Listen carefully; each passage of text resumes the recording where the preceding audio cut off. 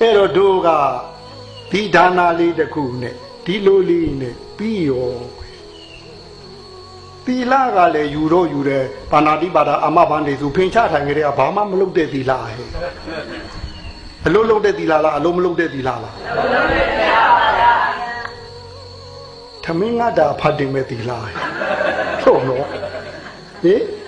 သမင်းငါတာဖတ်တယ်မဲ့သီလဟဲ့တို့သီလကလည်းဟုတ်နော်သိတယ်ပူသေးလားဒီလောက်ကလေးနဲ့တို့ကဗုဒ္ဓဘာသာဖြစ်ရကျူမနှက်သေးဘူးဒါတို့အားမရလို့ပြောတာဒီလိုလားဒီလိုလှူးနေတာလည်းမကျင်တတ်လို့ပြောတာဟုတ်နော်ဒါနတချီလောက်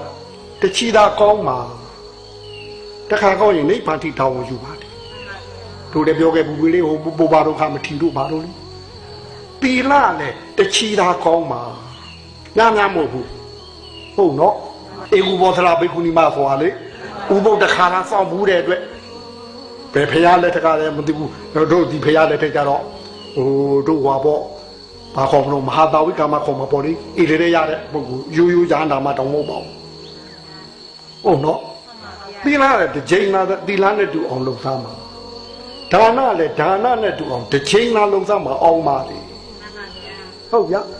ဘုမမဲ့တို့သီလလူတဲ့တစ်ချိန်လာလားလူလိုက်တို့ကျင့်နေတယ်များခင်ဗျားတို့အမြဲတမ်းရနေမှာပဲ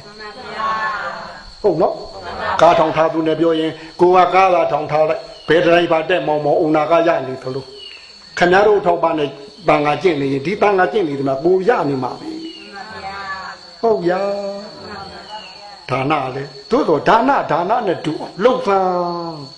ဒါနစွန့်လွတ်တာသီလကစောင့်စည်းတာဒါနကစွန့်လွတ်တာတို့မှစွန့်လွတ်တာကလေးထုံးစံတော့စွန့်လို့မထင်ပါဘူးဗျာစွန့်လွတ်တာလားလဲတာလားလဲပါဦးဗျာစွန့်လွတ်တာပါဗျာတို့ဘာမှမလူချင်းရပါဟိုလိုလှူပြီးဘာစုမှမတော်ဘူးပေါ့လဲတာပေါ့ဗျာလဲပါဆိုတော့ဟောပြခဲ့တာဗျာလဲတာဗျာကဲစွန့်လွတ်တာပါဆိုမှလဲပါကိုသွားရလားအပြင်ကောင်းရအောင်တောင်းပါဗျာလဲတာမဟုတ်ဘူးလားအဲ့ဒါဟင်တို့လာပြီးသင်္ကန်းနဲ့လာလဲဆုံးနဲ့လာလဲတို့ကဈာကသက်တည်လေသူတို့လဲပွဲကြီးမှာဟုတ်တယ်နဲ့ဟင်နိဗ္ဗာန်ရပါလို့ဤတို့ကဟိုစားရဲပါတဲ့အတိုင်းပြောလို့ဗျနိဗ္ဗာန်ဒါဘာပြောတာတော့မလို့ချင်တာပြောတာဝါနာဆိုတာတဏှာကိုပြောတာလိုချင်တာကိုဝါနာလို့တုံးတယ်မိကမရှိတာဟုတ်နော်ဒီလိုချင်တာမရှိတာလိုချင်တာမရှိရင်ဆွဲမဆွဲလာမှုပေါ့မဆွဲလာဘဝပြတ်မှာမဟုတ်ဘူးလားဒီဝါနာဆိုတာဘာမှမလိုချင်တာပြောတာအဲ့တော့နိဗ္ဗာန်ဆိုတာဘာမှမလိုချင်တာပြောတာအဲ့တော့ဆူတောင်းခြင်းတော့ဘုရားတပည့်တော်ဟောဒီဆွန်လှူခြင်းကြောင့်ဘာမှမလိုချင်ရပါလို့ဤဘယ်လိုလုံတော့ဘူးလဲတာပါဆိုဗျာဟင်ဖူလို့တော့ဟုတ်လို့လားဟုတ်နော်ရင်ဝမှာအလောင်းတော်မှမများကဒါနပြုတဲ့နေရာရင်ဝမှာစူးနေတဲ့ဓာတ်ကိုဆွဲနှုတ်ကြည့်ပစ္စည်းတွေတခုဆိုင်မော်တို့ရဲ့ပစ္စည်းသူကစုံနေတဲ့ပစ္စည်းပါကိုကသွားပြီးလူချင်းစိတ်သွားကြည့်တော့မလူချင်းဘူးလားကလူချင်းတာလူချင်းမတို့ကဒါသိပေးပြီးဝယ်ခဲ့တာမဟုတ်ဘူးလားအဲ့တော့သူဆိုင်မော်နေတဲ့ပစ္စည်းဝယ်လူချင်းလို့ဝယ်လာတယ်လက်ထဲရောက်တာနဲ့ငါပစ္စည်းငါပိုင်တယ်ငါပစ္စည်းငါပိုင်တယ်那当不起记得了，地东不把他记得清了。拿出来别的他的对，才莫多都你的必须，大家当兵的，在线的为了咯，我必须去他那里，必须要到必须被模糊了。路线路我必须去他。好呀，路线路我必须去他了。好喏。诶，我路线我必须模糊，都标你家西巴的，标你家西巴的。တို့တခါကြီးများအများဆုံးပြောထားရှိတာပါတို့အမေကကိုဇနီးကမွေးထားတဲ့သားအဲ့ဒါတို့ပြောတာဝန်ခွဲသားဇနီးကမွေးတာလေးကိုဝန်းနဲ့လိုမွေးတာမှမဟုတ်တာ ဝန်ခွဲသားဝန်ခွဲသားဟောကိုအသားငါစားတဲ့အခါအသားတကုံအောင်မချက်လို့ရှိရင်သူကသွေးကြမ်းတယ်အဲ့ဒီသွေးနဲ့ဒုသွေးနဲ့ရောတဲ့အခါထဲထဲမှာတန်ကောင်တုတ်ကောင်ဖြစ်တာအဲ့ဒါဒုသွေးနဲ့ဒုသွေးနဲ့ပေါင်းမိလို့ဖြစ်တာအဲ့ဒီတန်ကောင်တုတ်ကောင်ကတို့ဝန်းနဲ့လွယ်မွေးတဲ့အတွက်အဲ့ဒါ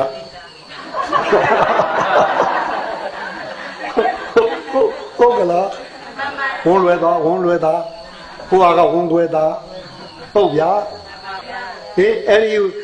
ကိုဝန်းနဲ့လွယ်မွေးထားတဲ့ဟာကအထဲထဲမှာ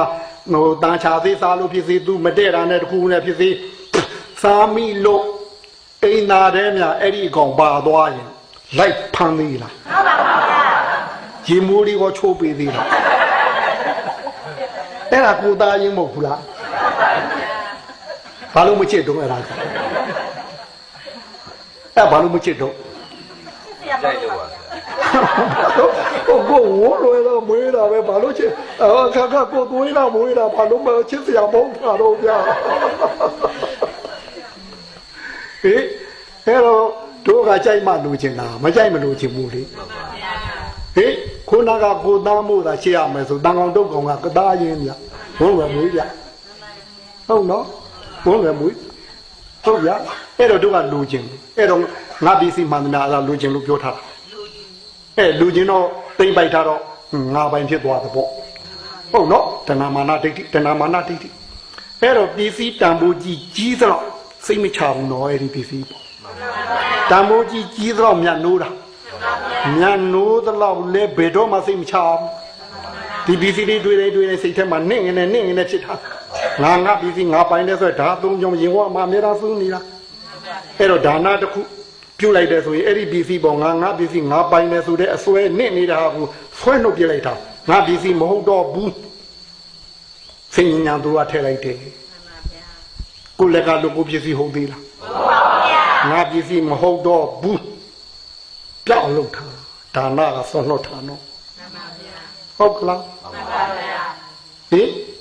လဲတာမဟုတ်ဘူးတော့ဆွနှုတ်ထားလဲပါဗျာဟုတ်ကလားနောက်ကိုလဲဦးမလားလဲပါဗျာဟင်အဲ့ဒါကိုပါရမီလို့သုံးပါတယ်ငါပစ္စည်းငါပါနေဆိုတဲ့ဆွဲပါသူကလှုပ်ပြထားပစ္စည်းကိုစွန့်လိုက်အဆွဲပါလှုပ်သည်ဟုတ်နော်တို့မှာကောတဲ့ตาလေးအရွယ်ရောက်သမီးလေးအရွယ်ရောက်ဟုတ်ကြဟင်သမီးလေးအရွယ်ရောက်တဲ့ထားပါစို့အဲ့ဒါလေးသူတို့အကြောင်းပါတော့သူဟိုဘာတော့များတမက်ဖြစ်တဲ့ပေါ်ဗျာဟင်မင်္ဂလာဆောင်တယ်ဆိုတာကြားကောင်းအောင်ပြောတာသမီးလှူတာသမီးလူဝဲကျင်းပါတာမင်္ဂလာဆုံးကျွေးတယ်ဆိုတာကြားကောင်းအောင်ပြောတာသမီးလူဝဲကျင်းပါတာဟုတ်ဗျာဟဲ့လူပြီးလို့မင်္ဂလာဆောင်ပြီးတာနဲ့ဟောတရွာလုံးကပြောမှာဟောတာမောင်ဖြူရဲ့မိန်းမလေးလို့ပြောမှာမင်္ဂလာဆောင်ပြီးဟိုပဲကိုသမီးဟုတ်သေးလို့လားဟုတ်ပါပါဗျာအဲ့တော့ဟင်ဟုတ်ပြီဆုံးလိုက်ပြီဆုံးလိုက်တဲ့အတွက်ကိုသမီးမဟုတ်တော့တဲ့အတွက်တရွာလုံးကဟောတာအဲ့တော့မောင်ဖြူရဲ့မိန်းမလေးအဲ့လိုပြောမှာတို့ကတော့ကိုအိမ်မနေဟဲ့မောင်ဖြူရဲ့မိန်းမလေးလို့ခေါ်သလားသမီးလို့ခေါ်သလားသမီးလို့ခေါ်ပါဗျာဆုံးလို့တာဆိုဆုံးလို့ခေါ်ရလားဟောမခေါ်ပါဟဲ့ဟင်ဟုတ်ငါဖြူမိန်းမခေါ်တော့ဘသူကတရားစွဲမှာတော့မခေါ်မဖြစ်လို့ဆိုတော့ကလုံးတော့မဟုတ်ဟင်အဲ့တော့ဟိုသမီးကလည်းဟိုတမက်ဘောကိုတော်ကိုတောင်းအောင်ကြီးတာဟင်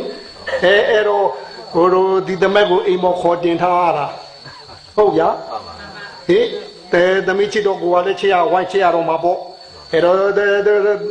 တမက်ကလည်းတော်ဆိုးတာတော်ကြမ်းတာ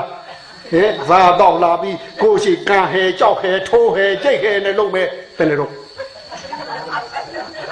သူကတော့လူကပုဂ္ဂိုလ်လေးသူလက်ထရတဲ့ပစ္စည်းသူကြိုက်သူတို့ပါပဲကဲဘယ်နဲ့လုံးမလို့ကဲတော်ကလေးဝပေးရမှာပဲကဲလုံးပြဟ